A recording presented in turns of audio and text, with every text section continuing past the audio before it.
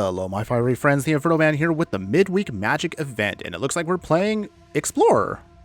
That's it, just Explorer. There's no gimmick this week or anything. Okay, well, that's fine. We actually do have a deck we're going to play this week that really only has one gimmick, but it's a very popular one that people like to play. So without further ado, let's jump into that deck.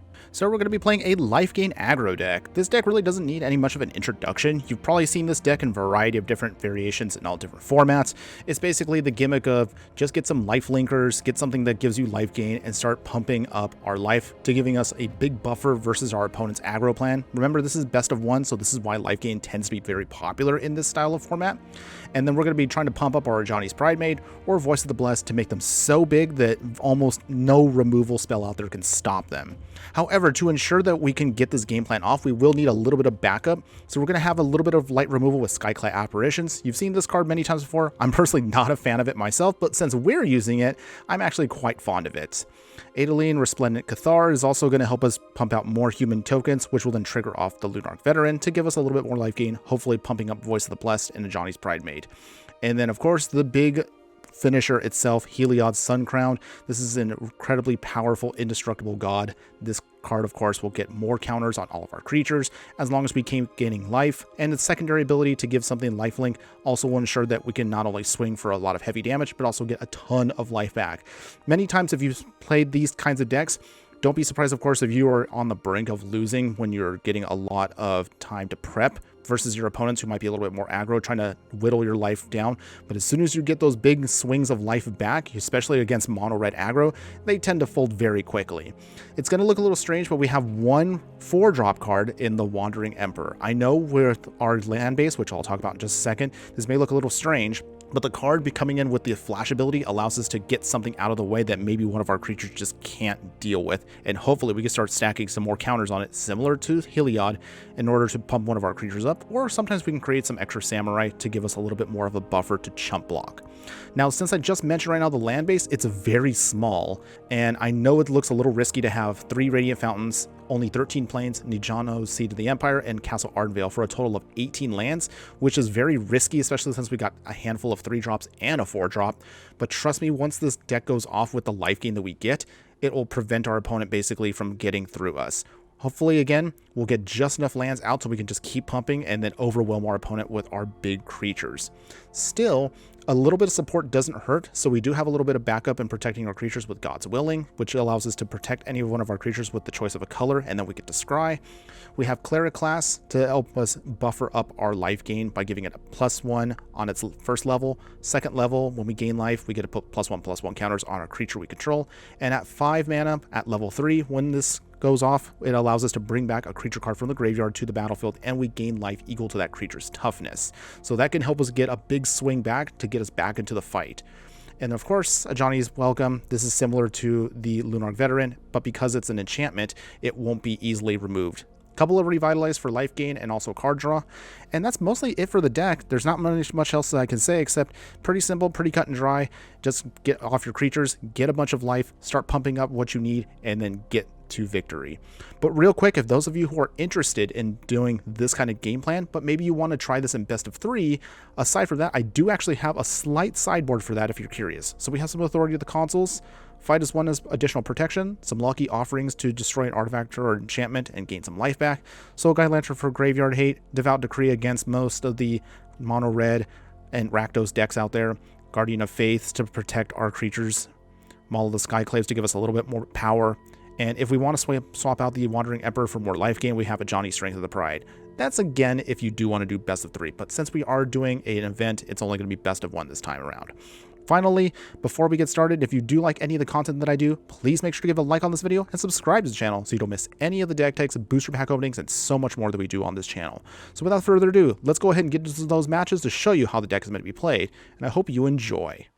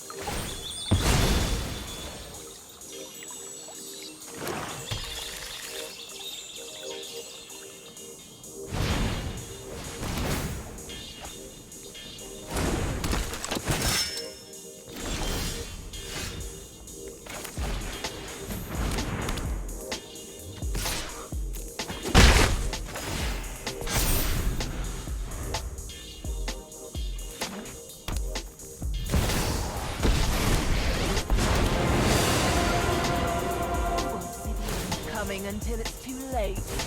My old skills still have them.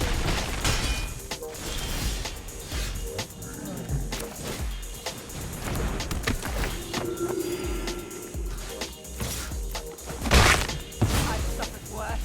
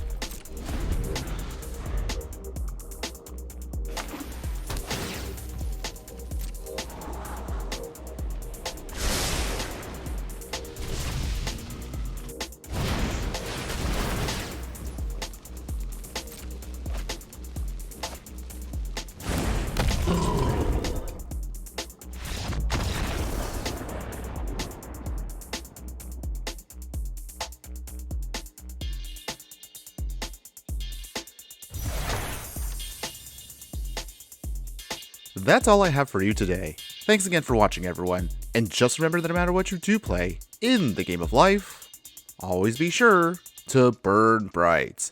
Later!